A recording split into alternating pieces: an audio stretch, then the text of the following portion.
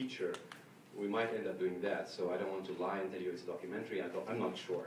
We just start by feeling that we are passionate about something. We try to document it, meet people, and then things might change and it becomes more of a feature.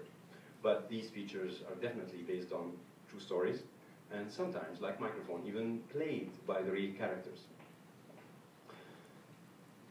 So that statement, and I'm borrowing it from my friend Ghunaim, who works for Google, and I love, he gave a TED talk about that, and there's another quote that pretty much says the same. It's by Khairi Abaza, who's a friend and relative. Actually, he lives here in DC, and he's a political analyst. He says, there's no more someone who's like weak enough to let go of his rights, and there's no one strong enough to dictate others to live in a certain way or to take their rights away.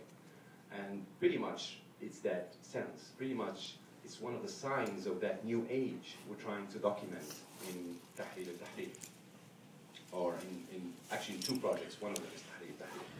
So I believe that we're getting into a new age, and in this new age, all our old school or old tactics, political or social, are going to be seeing quite a shock, a shake, let's say, and like what happened in Egypt when everybody thought this would never happen. Egyptians are very peaceful people; they will never revolt. It was a shock to everybody.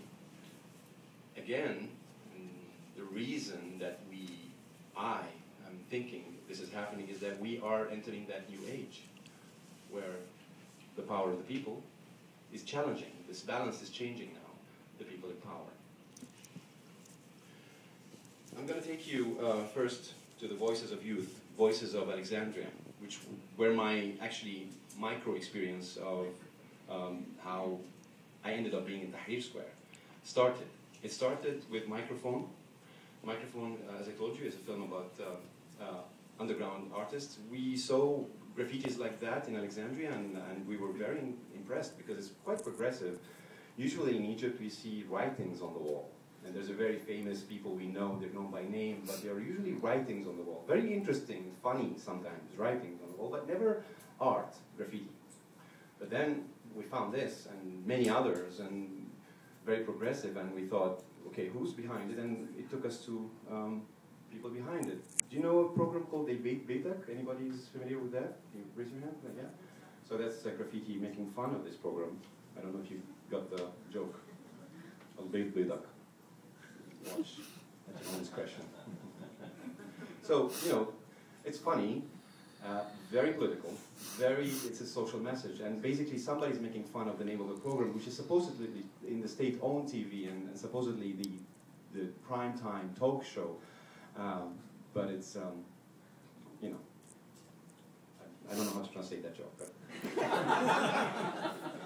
So we went there, and the revolution started. Actually, we also had an interesting way of making this movie. We decided, a team of filmmakers in Egypt, I'm a co-producer as well, we decided to do it in a different way. We didn't want to do the film the classical way in Egypt. We wanted to do a film that proves also, had it been those kids in the film, making the film about themselves, they could have done it with these means.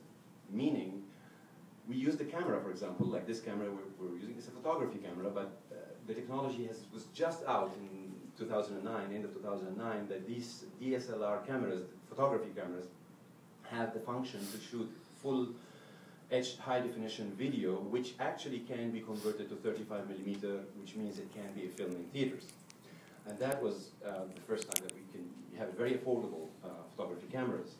And the lenses that these cameras have are as good, sometimes even better, than the film cameras, very expensive film cameras the studios use in film production. So we thought, let's do the first Canon 7D, the first Canon 7D entirely shot feature, also to prove that there is a revolution happening in cinema. There's been an evolution in Egypt. For those who don't know, there's been quite a history with filmmaking, and Egypt had a golden era with filmmaking at the same time when it was happening all over the world.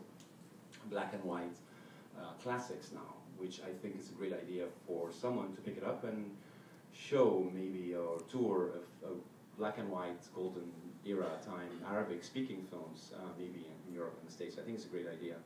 And anyway, so we decided to make this film this way to prove that any student can do it. And we went there, we shot the film, got awards, came back, shot the film in 2000, it was at the end of 2010. We went to Toronto, one of the big famous four